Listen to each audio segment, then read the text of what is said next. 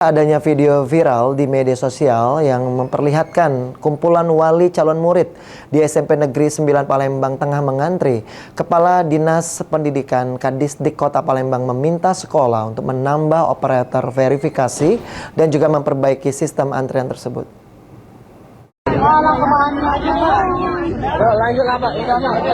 Setelah beredar video yang memperlihatkan kumpulan wali calon murid di SMP Negeri 9 Palembang tengah mengantri berdesak-desakan sejak pagi untuk mendapatkan nomor antrian verifikasi untuk sistem penerimaan murid baru SPMB, ditemui usai meninjau di SMP Negeri 9 Palembang. Kepala Dinas Pendidikan Kota Palembang Adrianus Amri mengatakan, Disdik Kota Palembang telah menerima banyak pengaduan seperti nomor antrian, sistem, jalur, serta kejelasan informasi syarat pendaftaran. Tentunya sekolah diminta untuk segera memperbaiki permasalahan tersebut. Ditambahkan Amri, jika masih terdapat kendala pada akhir pendaftaran, Disdik akan melakukan evaluasi serta mengajukan perpanjangan, namun masih menunggu persetujuan wali kota.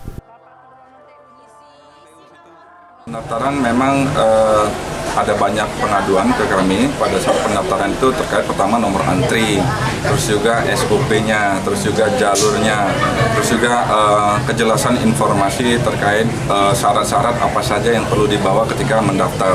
Itu yang akan kami perjelas atau akan kami tuntaskan di sekolah ini sehingga masyarakat ataupun orang tua siswa terbantu ketika datang untuk mendaftarkan anak-anaknya di sini.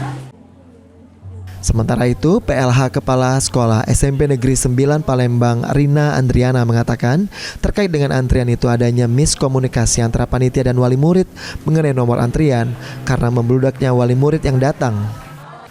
Berdasarkan arahan dari Kadisdik, sekolah akan menambah operator verifikasi data SPMB dan perlengkapan serta akan memperbaiki sistem pengambilan nomor antrian sehingga hal ini tidak terjadi kembali.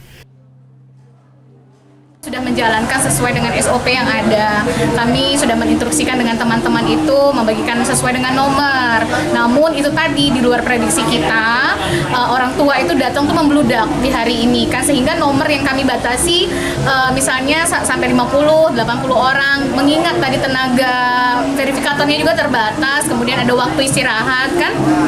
Jadi ada terjadi miskomunikasi antara orang tua dan panitia. Nah, untuk diketahui, verifikasi berkas SPMB untuk jalur domisili, prestasi, dan mutasi akan dilaksanakan hingga tanggal 17 Juni mendatang. Ilham Wahyudi,